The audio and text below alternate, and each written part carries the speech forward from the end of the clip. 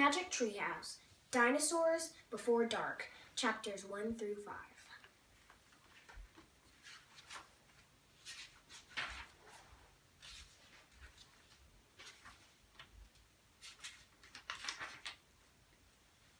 Chapter 1, Into the Woods. "Help, a monster," said Annie. "Yeah, sure," said Jack. "A real monster in Frog Creek, Pennsylvania." "Run, Jack," said Annie. She ran up the road.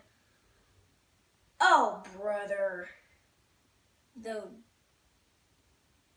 thought Jack. This is what he got for spending time with his 7-year-old sister, Annie. Annie loved pretending stuff, but Jack was 8.5. He liked real things. "Watch out, Jack! The monster's coming," said Annie.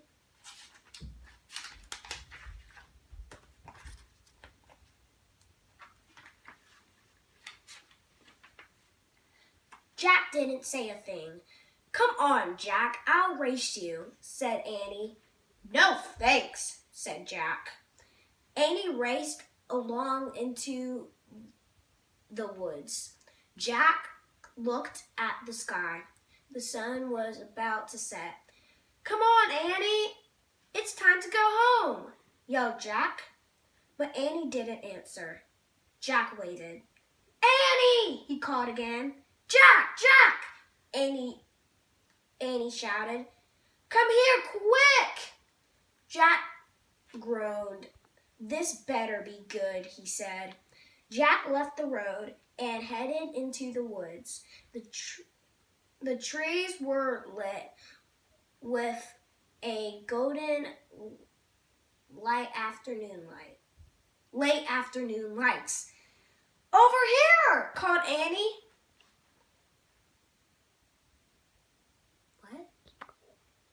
Annie was standing under a tall oak tree. "Look," she said. She pointed at a rope ladder. It was hanging down from high in the tree. "Whoa," Jack whispered. At the top of the tree was a treehouse.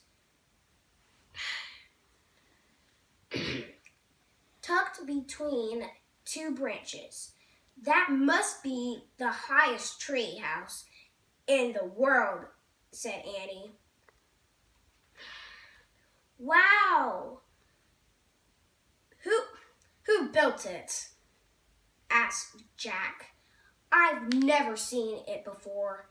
"I don't know, but I'm going up," said Annie. "No! We don't know who it belongs to," said Jack. "Just for a teensy bit," said Annie. She started up the ladder.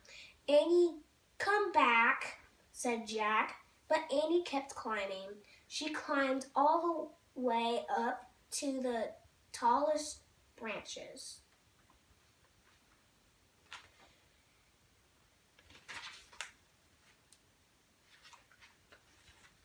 Jack shrugged. Annie, it's almost dark. We have to go home."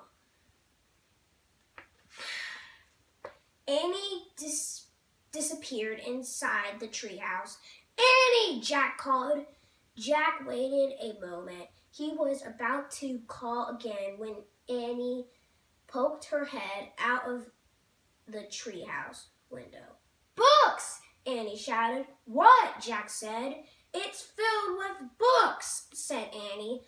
"Oh, man," Jack thought. He loved books. Jack pushed his glasses into place.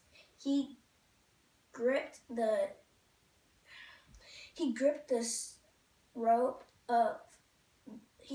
side of the rope ladder and started up.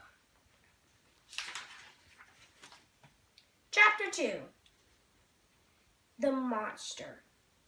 Jack crawled into the treehouse. "Whoa," he said. The treehouse was filled with books. Books were everywhere. Very old books with dusty covers and new books with shiny, bright covers. Look, said Annie, you can see far away. She was praying out the treehouse window. Jack looked out the window with her.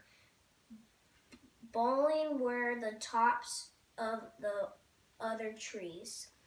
In the distance, he could see the Frog Creek Library and the elementary school and the park. Annie pointed in the other direction. There's our house, she said.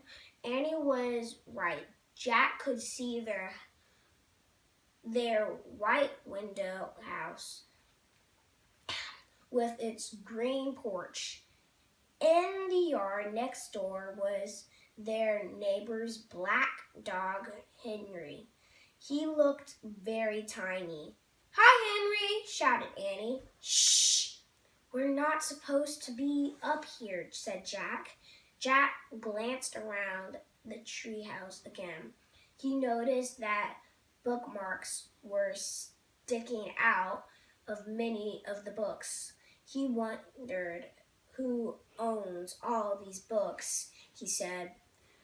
I like this one, said Annie. She picked up a book with a castle on the cover. Here's a book about Pennsylvania, said Jack. He turned to the page with the bookmark. Hey, here's a picture of Frog Creek, said Jack. It's a picture of these woods. Oh, here's a book for you, said Annie. She held up a book about dinosaurs. A blue silk bookmark was sticking out of it. Let me see, said Jack. He set his backpack down on the floor and grabbed the book from Annie. Okay, you look at that one, and I'll look at the one about castles, said Annie. No, we'd better not, said Jack. We don't know who these books belong to. But even as he said this, Jack was opening the dinosaur book to the place where the bookmark was. He could not help himself. Jack turned to a picture of an flying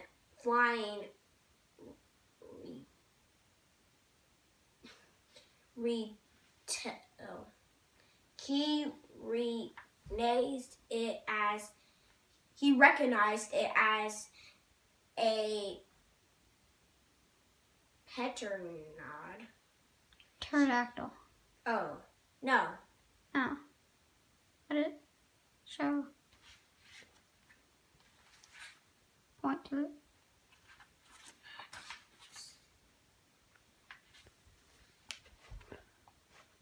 It's the PT word. Pterodon. He recognized it as a protectodon. He touched the huge bat-like wings in the picture. Whoa, whispered Jack. I wish we could go to the time of pterodactylons.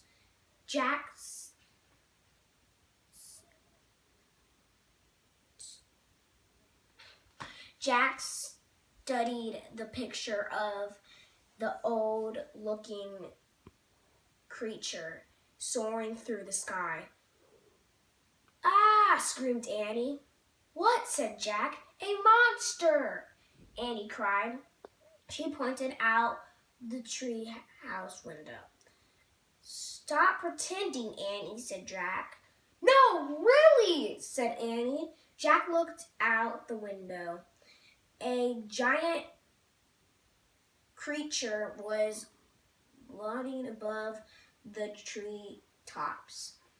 It had a long, weird crust on the back of its head, a skinny beak, and huge bat-like wings. It was a real-life pterodactyl. It's a pterodactyl. No, it's not. It's the P word again. Pteranodon. It's a pterodactyl. Oh, whatever. The creature swooped through the sky. It looked like a glimmer plane. It was coming straight toward the treehouse. Get down! Cried Annie. Jack and Annie crouched on the floor. The wind started to blow. The treehouse started to spin. It spun faster and faster, then everything was still. Absolutely. Absolutely still, yeah. Chapter 3. Where is here? Jack opened his eyes. Sunlight slanted through the window. The treehouse was still high up in a tree, but it wasn't the same tree. Where are we? Said Annie. She and Jack looked out the window. The pterodactyl was soaring through the sky. The ground was covered with fingers and tall grass. I don't think it's right. What is it? Spell it. Ferns. Fern. Ferns and tall I grass. Yeah, we'll just say that's what it is. There was a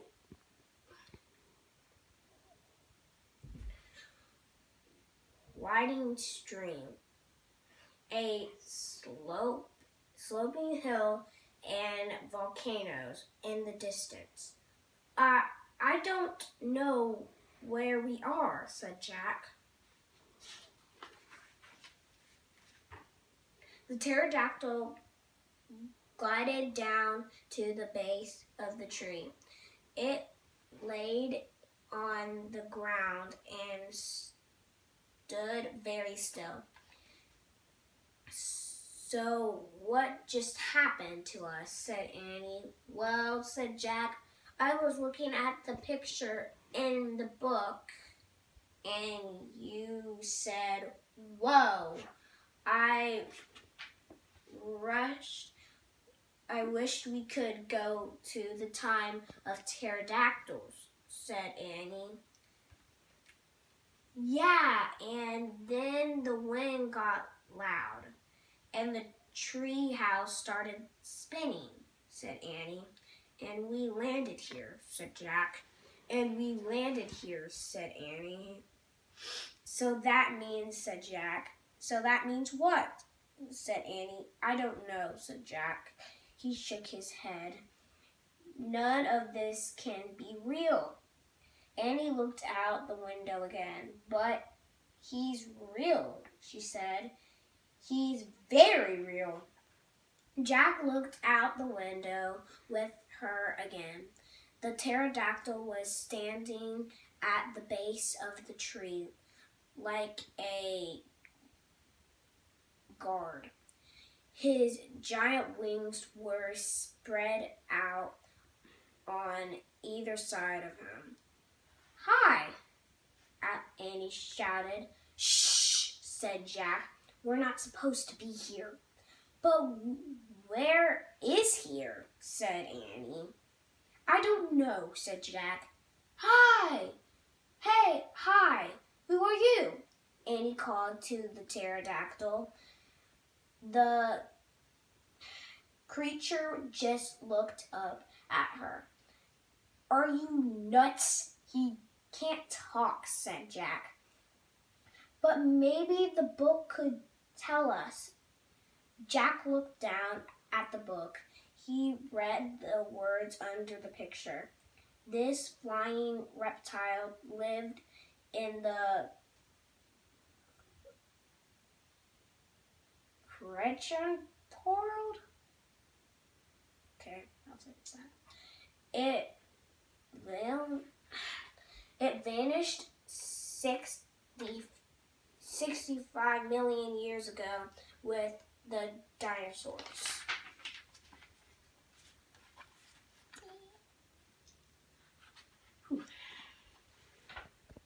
"That's impossible," said Jack. "We could have gone to a time 1650 million years ago. 65 million years ago." Jack said, Annie. "He's nice." "Nice?" said Jack. "Yeah, I can tell," said Annie. "Let's go down to him." "Go down?" said Jack. Annie started down the rope ladder. "Hey, come back," said Jack, but Annie kept going. "Annie, wait," Jack called. Annie dropped to the ground. She stepped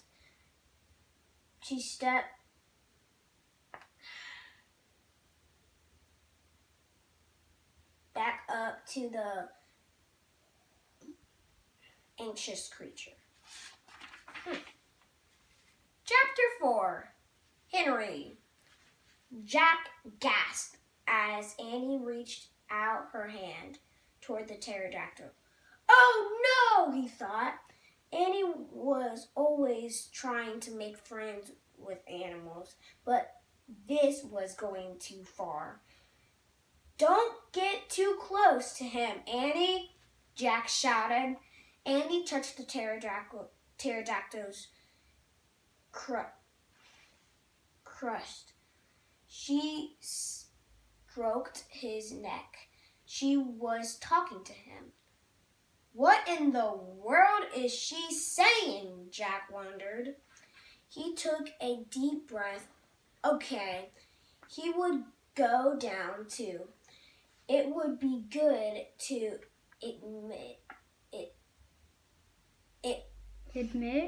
Yeah, I think admit a pterodactyl. So spell the word. EXAMINE. Examine a pterodactyl. Thank you. He could take notes like a scientist. Jack started down the rope ladder. When he reached the ground, he was only a few feet away from the creature. The pterodactyl stared at Jack. His eyes were bright and alert. "He's soft, Jack," said Annie. "He feels like Henry." Jack snorted. "He's no dog, Annie." "Feel him, Jack," said Annie. Jack didn't move. Don't think, Jack. Just do it," Annie said. Jack stepped forward. He reached out very cautiously. He brushed his hand down the creature's back. Interesting, Jack thought.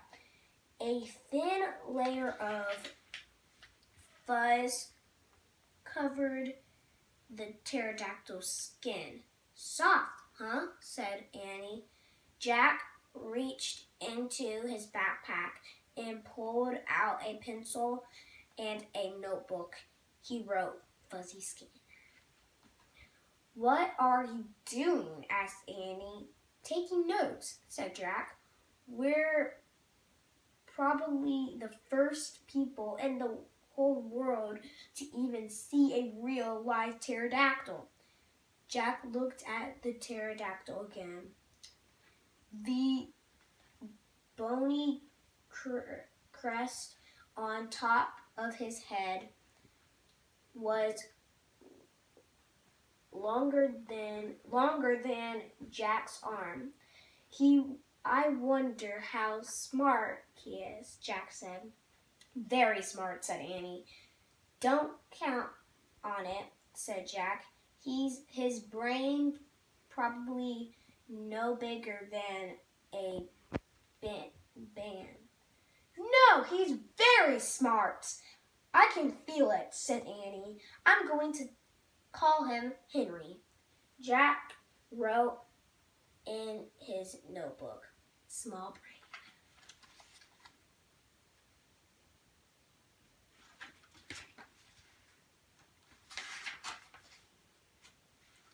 Jack looked at the creature again. Maybe he's a mutant.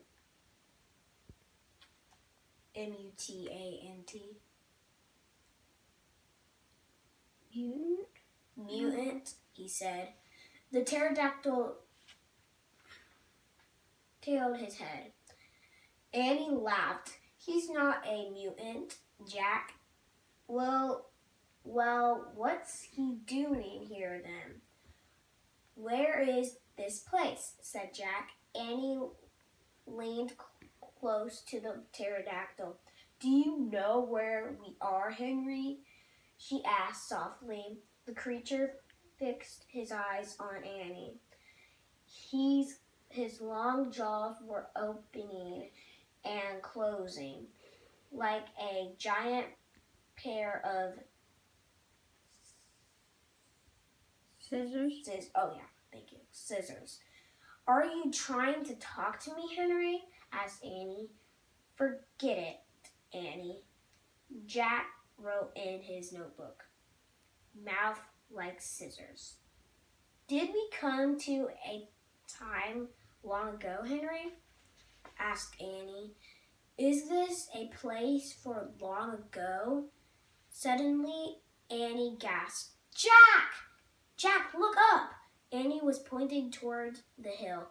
On top stood a huge dinosaur. Chapter 5. Do I stop here? Mm-hmm. Chapter 5. You stop. Gold in the grass. So that's the end of 1 through 5. Come back if you want to see the rest. Bye.